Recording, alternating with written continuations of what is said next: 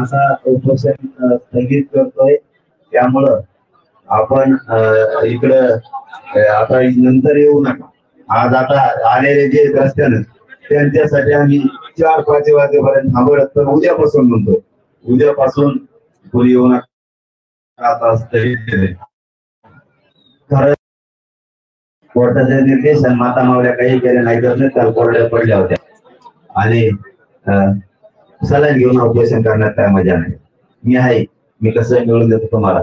आणि गावचा विषय आहे ना, गावचा पण विषय आहे काहीतरी. तर काय करा, लय झालं तर हे व्यासपीठ सभा मंडपात ठेवा आणि जे हे आलेलं आहे ना सभा मंडप ते पट्टीशी करून घ्या. या धक्क्यात 1-1.5 महिना मोकळा वेळ येतो मातावर, म्हणजे लोकांना राज्यात आलं की बसायला सोपं जात आहे. आणि राज्यात कोण उपोषण साखर उपोषणाला बसले त्या बांधवांनी उपोषण सोडून घ्या भाऊ सगळे. आणि तुम्हाला आता सांगतो, सगळ्यांनी जेवण करा, कारण राज्यातून लई गाड्या निघाल्यात. असं नाही, आता काय करा, तुम्ही जेवण करा, पहिले तुम्ही जेवण करा आणि ते यायले लय मोठे लोक, आपण सगळेजण मग मिळून तो तुम्ही जेवण करून वापस या इथं.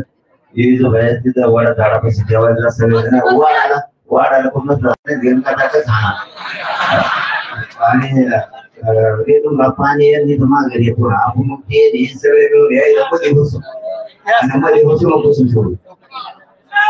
चला चला.